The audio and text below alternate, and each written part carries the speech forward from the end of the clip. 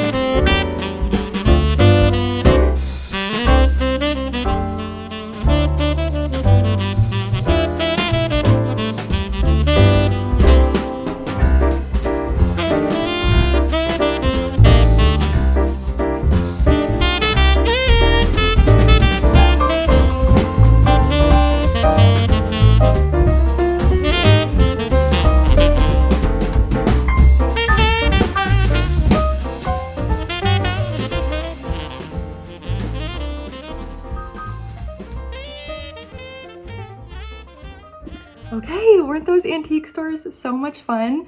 I loved the display in the very first antique shop that we went in. It was so precious with all the vintage toys. We were just so happy, and the stores were playing Christmas music. Anyways, I did grab a few items, and I'm gonna share those with you in future videos probably, but let me just share a few items that I've used in my decor throughout the years, antiques that I've picked up, and the next time you go thrift shopping or antique shopping, you can look for something similar maybe. So, all right, let me share them with you.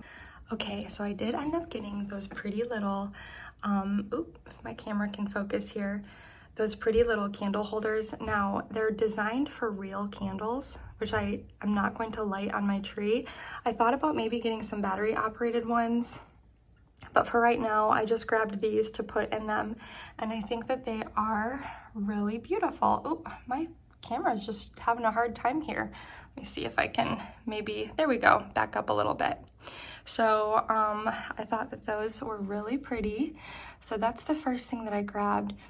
And of course, I always love, we're struggling today. We're struggling with the focus. There we go. I always love to put vintage ornaments on the tree as well. These ornaments here are vintage, and I have a few more. But I also wanted to share these vintage skis with you. I got these at an antique store as well. I love incorporating them into my decor at Christmas time, so that's definitely something you could keep an eye out for next time you go antique shopping. Okay, boys just ran upstairs. Another thing that I incorporated into my decorating this year is this vintage snow shovel. Isn't this so cool? My husband bought this for me for Christmas last year. That's another item that you could keep an eye out for if you go antique shopping. And then of course, I got these for $2 with my mom and sister, some vintage ice skates. So those are a fun find as well. I also grabbed these vintage sleigh bells while I was antique shopping. They wanted $12 for them, which isn't bad. I know I just found some at the thrift store for $6, but I paid that because I just love incorporating vintage sleigh bells in my decor. Little sneak peek of my mantle, not quite done with it yet, but vintage snowshoes as well. I've used these year after year. They are so beautiful, incorporated into your Christmas decorating, and I love sticking mine next to my fireplace mantle underneath the stockings. So that's another item that I scored while antique shopping. Look at this mess, you guys.